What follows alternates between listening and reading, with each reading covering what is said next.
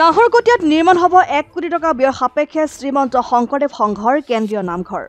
কেন্দ্ৰীয় নামঘৰৰ উপৰি সংযোজিত হ'ব মহাপুৰুষ শ্ৰীমন্ত শংকৰদেৱ বিশ্ববিদ্যালয় গোট, শংকৰী সংস্কৃতিৰ গৱেষণা কেন্দ্ৰ।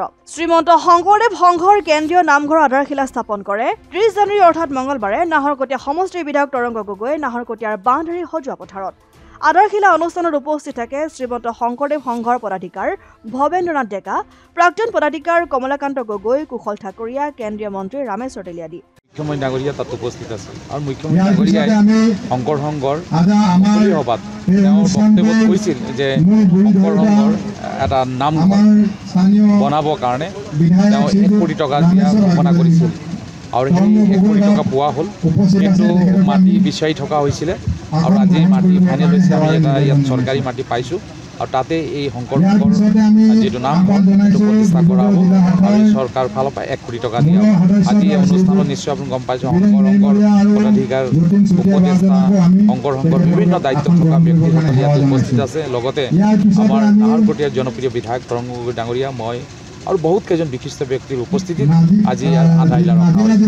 মই ধন্যবাদ জনাইছোঁ শংকৰ সংঘক এনেধৰণৰ আয়োজন কৰাৰ কাৰণে আৰু বিশেষভাৱে ধন্যবাদ জনাইছোঁ অসমৰ মুখ্যমন্ত্ৰী ডাঙৰীয়াক, হিমন্ত বিশ্ব শৰ্মা ডাঙৰীয়াক। শংকৰ সংঘক যিটো কথা কৈছিল তেওঁ 1 কোটি টকা দিম, আজি তেওঁ 1 কোটি টকা দিম, যাৰ কাৰণে আজি আমি আধাৰশিলা আগবঢ়াব নেকি? এতিয়া কোৱাটো অসুবিধা আছে, কিন্তু 1 কোটি টকাৰ কামটো হৈ যোৱাৰ পিছত আমি নিশ্চয় চিন্তা কৰিম, কাৰণ এইটো আমাৰ নাহৰকটীয়া সমষ্টিৰ অন্তৰ্গত আৰু মই ইয়াত সাংসদ হওঁ। নিশ্চয় ইয়াত হয়তো আৰু বহুত কাম কৰিবলগীয়া আছে, বাউণ্ডেৰী ৱাল হ'ব, অন্যান্য বহুত কাম আছে।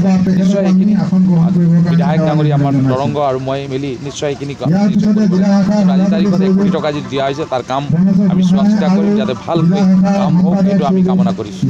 ইমান ধুনীয়াকৈ উদযাপন হৈছে, সেই অধিৱেশনৰ চিন স্বৰূপে ধুনীয়া নামঘৰ এটা হ'বলৈ তেখেতে কৈছিলে আৰু সেই সূত্ৰে তেখেতে টকা 1 কোটি ঘোষণা কৰিছিলে।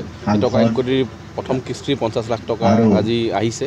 সেই প্ৰথম 50 লাখ আমি আধাৰশিলা কৰিছোঁ আৰু 1 কোটি টকা ধুনীয়া নামঘৰ এটা হ'ব আৰু তাৰ লগতে যি শংকৰদেৱ ইউনিভাৰ্চিটি আছে তাৰো উজনি অসমৰ এটা ব্ৰাঞ্চ ইয়াত স্থাপন কৰা হ'ব।